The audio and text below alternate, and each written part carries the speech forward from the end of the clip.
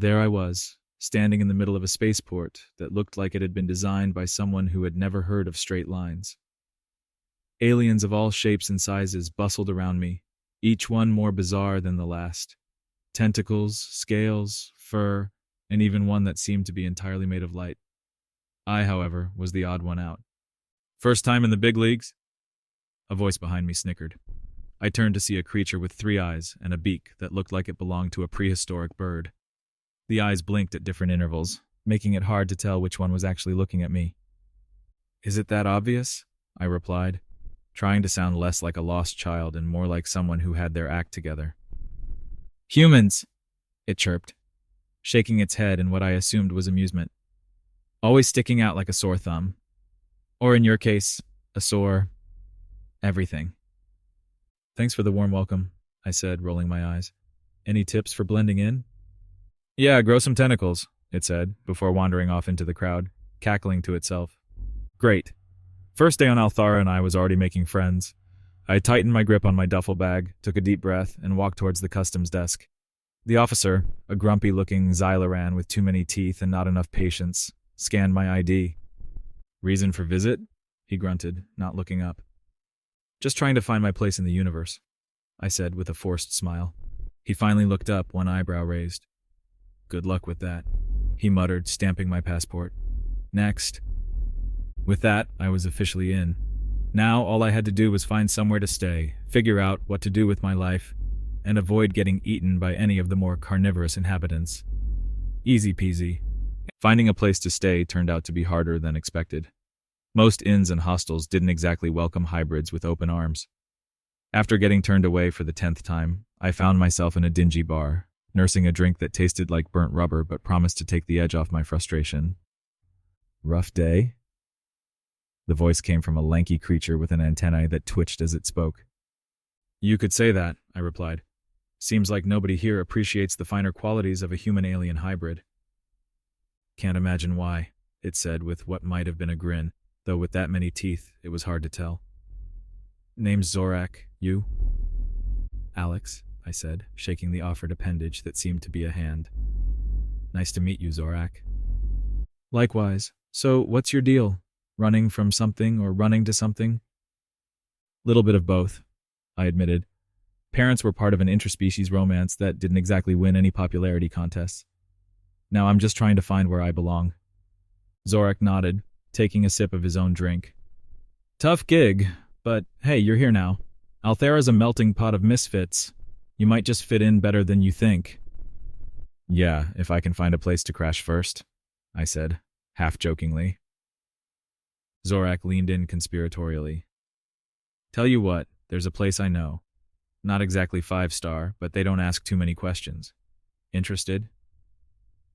"Absolutely," I said, grateful for the possibility. "Lead the way."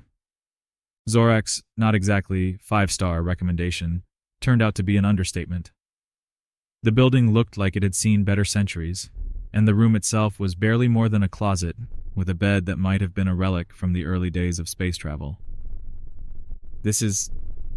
cozy," I said, trying to be diplomatic. "It's a roof over your head," Zorak shrugged, "and it's cheap." "Can't argue with that," I sighed, dropping my duffel bag on the floor. "Thanks, Zorak. I owe you one."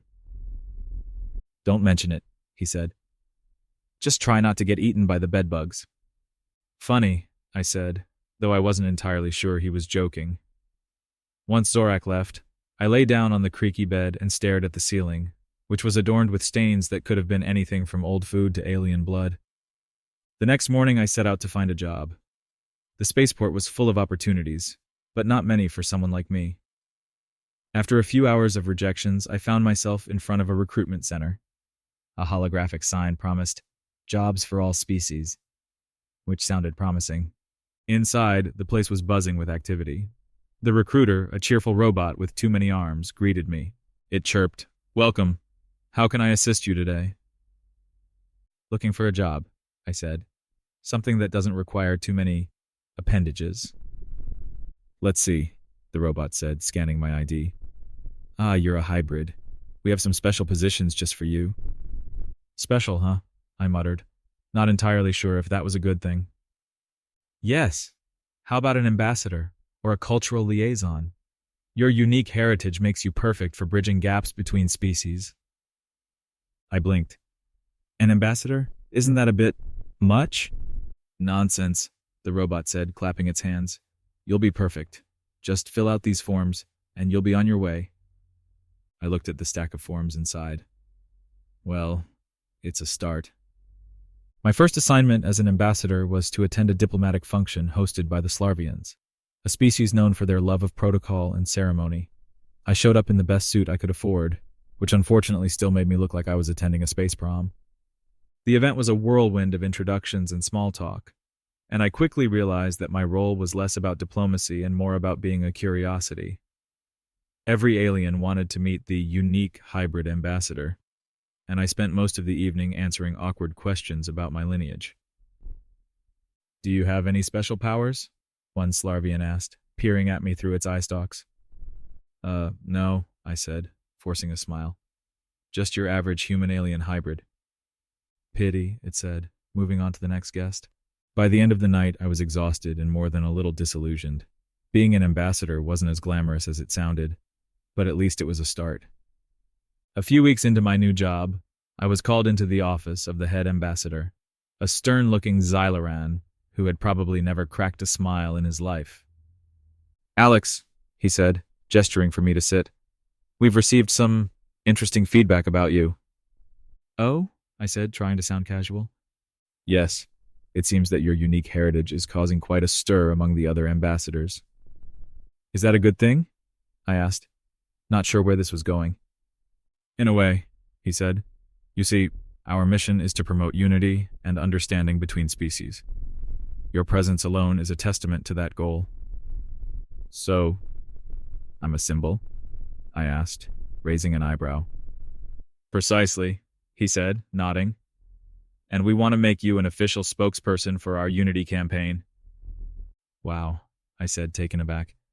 That's quite an honor. Indeed, he said, standing up.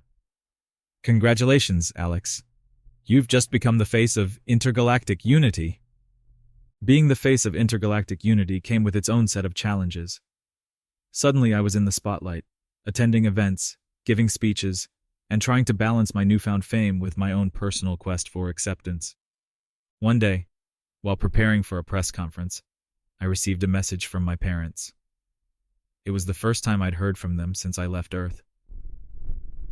Alex, my mother said, her face appearing on the screen. We're so proud of you.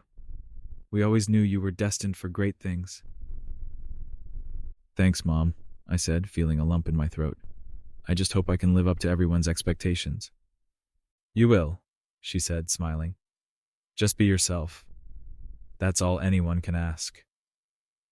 As the press conference began, I took a deep breath and stepped up to the podium. Cameras flashed and reporters shouted questions, but I focused on my mother's words. Thank you all for being here, I said, my voice steady.